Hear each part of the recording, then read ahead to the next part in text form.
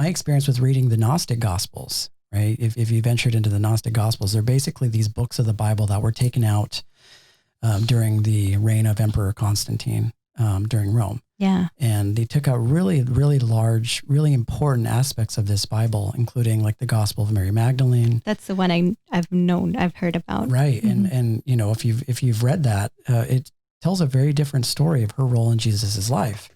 And we can even go as far as to say that they were partners at some point. Yes. Right. And she was one of his most favorite disciples. And he probably learned a lot from her as well, just as a person. They kind of seemed like they were on an even playing field.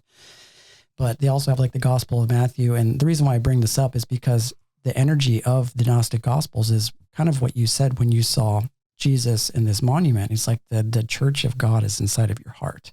Yeah. And I think human beings do this exceptional job at worshiping sort of idols and monuments, and they forget the real point of spirituality altogether. One thing that I always found interesting about religion is that I experience God as like this infinite, eternal, like energy that is always constantly creating, always constantly evolving.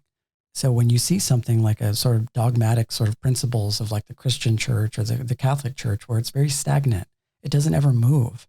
There's no sense of progression, Yes. right? And so if you experience God as this omnipotent sort of like energy that is constantly, basically a creative type of force, constantly moving forward. I mean, we embody his energy because we're always constantly creating. We're always changing and growing, and everything in nature for the most part does the same thing.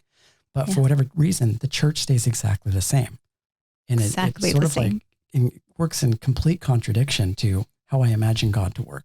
So that's how I feel it's ran more by, you know, people that have a more dogmatic way of looking at it. And egos, everybody's egos. Yeah. And just like, you know, this, you see this in Chile a lot. There's like a lot of these old ladies and they're like, I can't miss church. Like my grandmother, she thought that if she missed church and then she passed away that week, that she would go to hell. Oh Literally. Yeah. Like she was like, I have to go because what if I die this week? And Right. I was like, this is a woman who's around me. And I tell her, and she's like, well, I believe you because I trust you and I know you wouldn't be lying.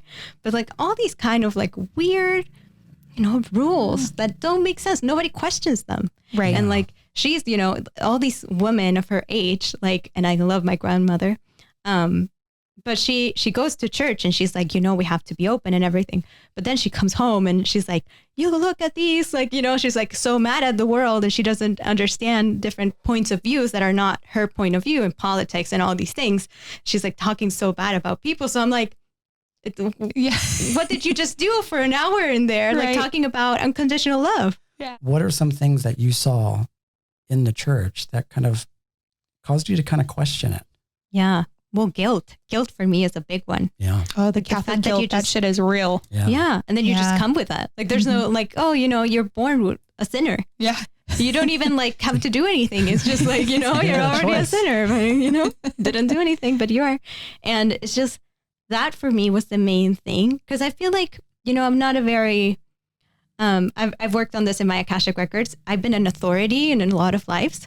So I've never had trouble with authority. But I know there's a big trouble with authority in the church. You know, there's like this priest that tells you what to do. Right. And then there's also like, you know, they're all men, right? And nuns, like, even though there's a lot of nuns in Chile, I never had a nun, you know, teach me anything, or I don't remember being around nuns at all. They would be in schools, but it's not the same. Like you know, it's not the same. And that like inequality and not being able to like get married or just like all the rules. There's just so many rules. There's a lot of It's rules. like you're not supposed to get a divorce if you don't like somebody.